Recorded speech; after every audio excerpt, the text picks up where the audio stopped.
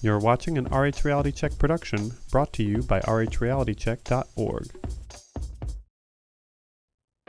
There's plenty of bad, anti-choice misinformation floating around out there, but on this episode of Reality Check, we'll tackle the most dangerous lie of all, that condoms don't work against unintended pregnancy or disease.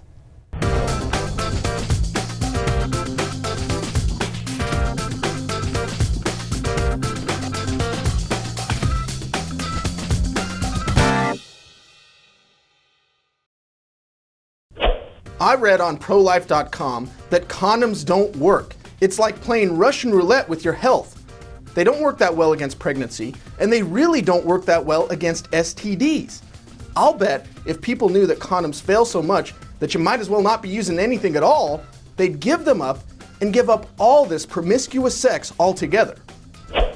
This is one of the most insidious right-wing lies out there because it's used to justify limiting people's access to condoms, which puts a lot of people at a much greater risk of contracting diseases, especially fatal ones like AIDS. According to every national and international health organization of any repute, regular condom use is our best protection against the spread of HIV. But condoms do fail. I see numbers ranging from 2% to 15% of the time. They break, and people don't use them correctly or forget to use them every time. Abstinence, meanwhile, has a 100% success rate 100% of the time.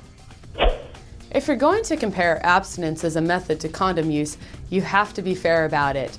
The typical use failure rate of abstinence is extremely high.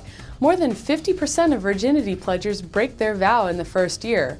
If you're concerned that kids won't be using condoms all the time or won't be using them correctly, isn't the solution to teach them to use them and make them more easily accessible?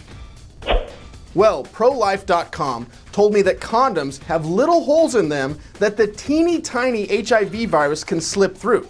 So maybe you don't get pregnant, but if you have sex with a condom, you're still going to get AIDS. You can spread all the money around the world that you want buying condoms, but it will not stop the AIDS epidemic. The only solution is to convince people to stop sleeping around. Historically speaking, most people reject instructions to abstain or never change partners. According to the Centers for Disease Control, the testing on condoms has been expansive and comprehensive, and the conclusion is clear. Condoms are highly effective against the transmission of HIV if used correctly.